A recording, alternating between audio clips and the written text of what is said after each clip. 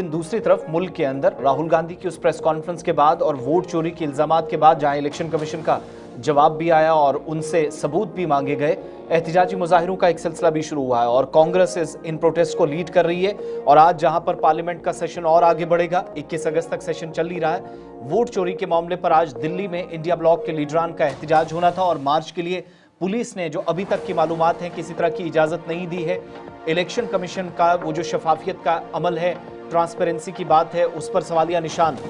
तमाम अराकीन की जानिब से लगाया जा रहा है। राहुल गांधी के बाद अखिलेश यादव की तरफ से भी इसी तरह के संगीन इल्जामात इलेक्शन कमीशन पर लगाए गए। कांग्रेस के रुकने पार्लियामेंट और लोकसभा में हिज़्ब इख्तिलाफ के रहनुमा राहुल गांधी की क़यादत में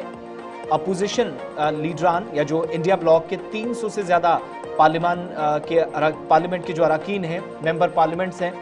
वो आज दारुल-हुकूमत दिल्ली में पार्लियामेंट हाउस से इलेक्शन कमीशन के दफ्तर तक पैदल मार्च करेंगे और कांग्रेस सदर मल्लिकार्जुन खड़गे, समाजवादी पार्टी के सरबराह अखिलेश यादव, टीएमसी के रुकने पार्लियामेंट अभिषेक बनर्जी समेत 25 से ज्यादा पार्टियों के लीडर मार्च में हिस्सा लेंगे। ये मार्च 11:30 बजे पार्लियामेंट हाउस की मकरद्वार से शुरू होगा और ट्रांसपोर्ट भवन के रास्ते इलेक्शन कमीशन जाएगा और मल्लिकार्जुन खड़गे ने अराकीन पार्लियामेंट से उनकी जानिब से इशाइये का भी एहतमाम किया गया है। राहुल गांधी ने इस सिलसिले में एक वेब पोर्टल votechori.in/EC डिमांड शुरू कर दी है, जिसमें इलेक्शन कमीशन पर वोट चोरी में बीजेपी के साथ मिलीभगत के इल्जामात लगाए, जिस पर बीजेपी ने पलटवार किया। इलेक्शन कमीशन ने उनसे सबूत मांगे और कहा कि आप सबूत पेश करने में नाकाम साबित हुए और घोषणा पत्र या हलफनामा दायर करने के लिए कहा गया कि अगर आपके सबूत सही हैं जो आपने प्रेस कॉन्फ्रेंस में दिए हैं। सोशल मीडिया पर उन्होंने ये भी लिखा है कि वोट चोरी जमहूरियत के खिलाफ है, एक शख्स एक वोट का असूल हमले के ये उसूलों पर हमला है, ये इल्जामात लगाए गए। आज़ादाना और मुनसिफाना इंतखाबात मुल्क के अंदर नहीं हो रहे हैं, इसलिए शफाफ वोटर लिस्ट पूरे मुल्क के अंदर सामने आनी चाहिए, पब्लिक उसको किया जाना चाहिए। राहुल गांधी के मुतालबे के मुताबिक इन्हीं सारे मामलात पर आज जहां एहतिजाजी मार्च की कोशिश की जा रही है, 11:30 बजे के आसपास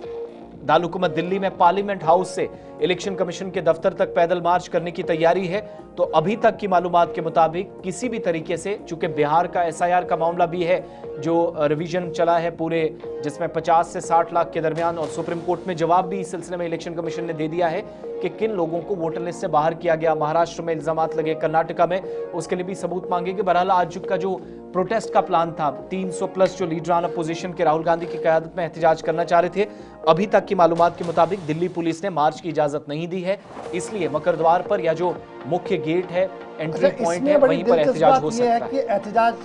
का ऐलान तो कर दिया गया जी, आज हम मार्च करेंगे, लेकिन पुलिस को तहरीरी तौर पर नहीं लिखा गया है। अभी दिल्ली पुलिस को तहरीरी तौर पर नहीं लिखा गया कहाँ से जाना है, कहाँ नहीं आना है, इसलिए पुलिस की तरफ से अभी तक भी परमिशन नहीं दी गई, क्योंकि किसी ने अप्लाई नहीं किया। तो जब भी ये निकलेंगे, अब वहाँ हंगामा होगा, कैमराज रोल होंगे और बड़ी खबर भी बन सकती है दिल्ली से ये बड़ी इतला कि 300 इंडिया ब्लॉक के MPs आज एहतिजाजी मार्च करेंगे और ये मार्च इलेक्शन कमीशन ऑफ इंडिया के हेडक्वार्टर तक होगा। और